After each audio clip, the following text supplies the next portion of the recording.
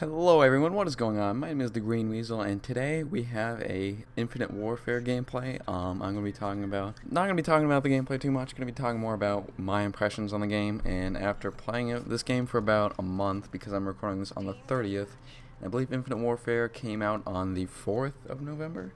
So it's been about a month, give or take, been a few weeks. And is it just me, or have it's like every other weekend a double XP weekend? Because they had one on the launch week. I think they had a double or like a quadruple XP. It was like double weapon XP and double XP weekend. And recently, I think it was it last weekend during the Thanksgiving break and started on Black Friday actually. They had another double XP weekend. So it's been a lot of XP. I'm like already second prestige, I think. Been playing it a lot more recently. Kind of took a hiatus in between. Been playing other games a little bit, but anyways, I digress. First impressions of the game. The campaign is definitely a step up from Black Ops 3. Black Ops 3 was kind of hard to follow. All that dream sequence was kind of like Inception. I don't know. I didn't really follow or understand the story too much. So that's why it kind of put me off. I only played through it like once.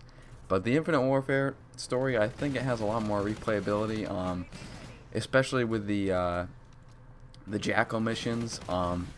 They're pretty fun, but they can get kind of repetitive sometimes. You shoot down like the same fighters and whatnot.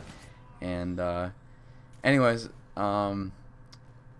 I forgot to actually tell you that I'm playing Kill Confirmed on Retaliation, but that doesn't matter. It's just background noise.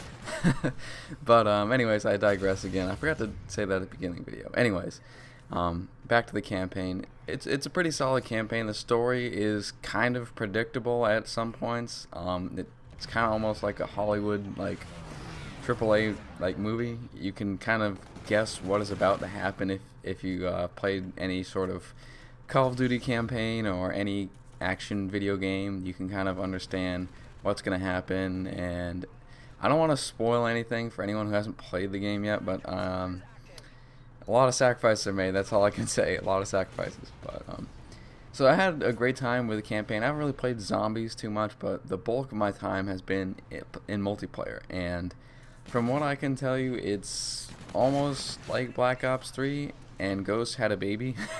I know I've heard this comparison before, but the weapons really do feel similar to what they did in Call of Duty Ghosts, and the movement system, it feels like it's almost been borrowed from Black Ops 3.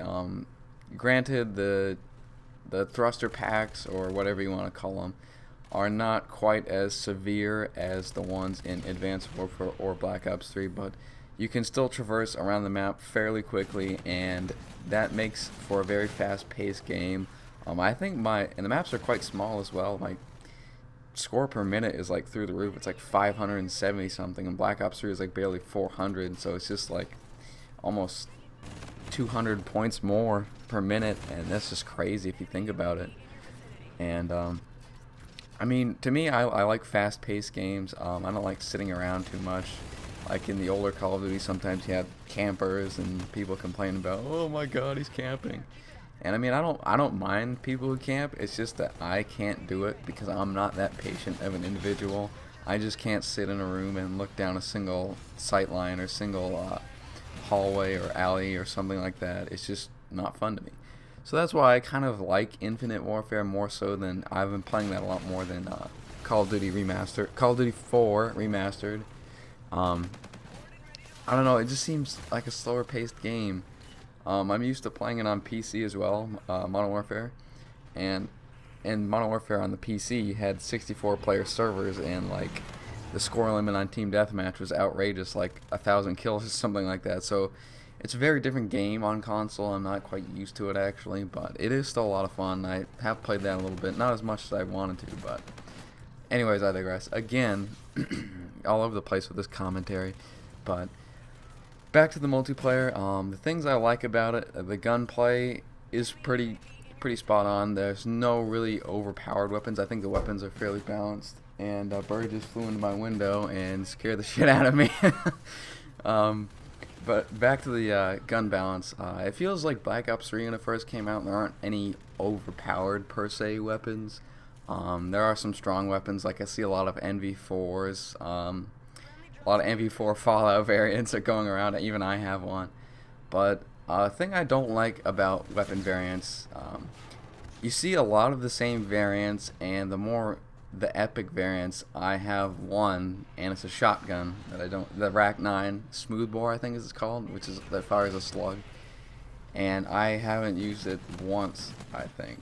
So I mean, the supply drop system isn't really that great in Infinite Warfare. Like in Advanced Warfare, you would earn supply drops fairly quickly for completing challenges, and in Black Ops 3 you could earn crypto keys fairly quickly if you played several matches a day.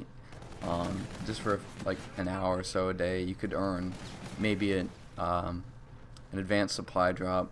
But in Infinite Warfare, it seems like you have to grind for them more, and even though they have like the daily login bonus where you get like a supply drop, it's still kind of a hassle to like get some of the more epic variants, and I still only have one. So hopefully they like buff the drop rate for earning keys to open supply drops, because right now it's abysmal.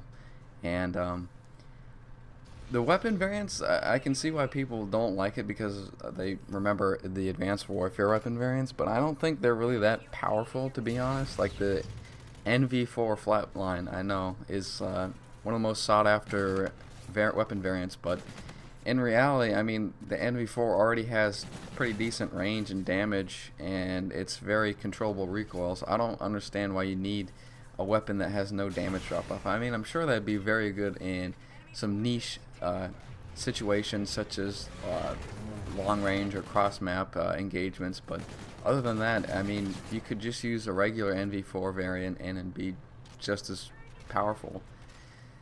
So I think we're coming to a close on this video. I'm not sure how long the gameplay is. I'll probably splice in some other gameplay if it's not too long, or just let the gameplay run if I don't fill up the time a lot of time. But anyways, I digress. So if I were to have to give this Infinite Warfare a score, I'd give it like a 7 or a 7.5 out of 10. I mean, the campaign is definitely a massive improvement from Black Ops 3, but in the zombies, I haven't really touched too much, so I can't really say, even though I loved the Black Ops 3 zombies. It's really fun. I loved all of the DLC maps, and the multiplayer, I would say, is on par with Black Ops 3. I wouldn't necessarily say it's better.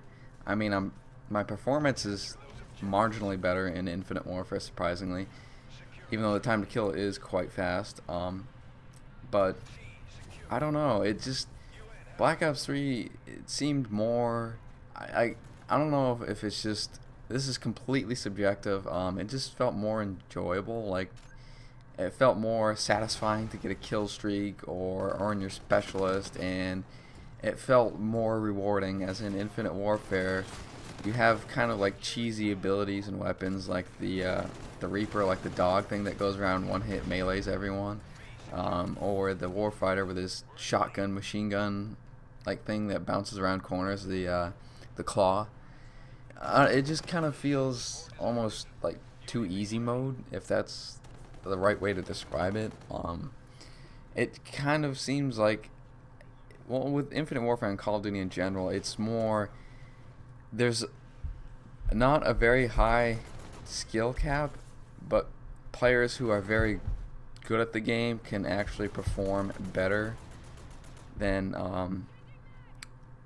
I don't know, it's just hard to explain. Like, the skill cap is very, very low. A lot of people can just jump in and play the game and do well, but for those who are experienced at the game, can perform vastly superior to someone who's just starting out. And that's what I don't like about the game. I feel like it's almost geared too much towards like the newer players, less of a like a hardcore kind of Call of Duty, if that makes sense. I don't know, but I'm rambling at this point. I think I dropped I go like 57-4. I don't think I show the final score actually, but it's something around that. I get a lot of kills, and if you enjoyed the video, I'd appreciate a like, and if you want to see more content like this, then be sure to subscribe. And other than that, I will catch you guys in the next video.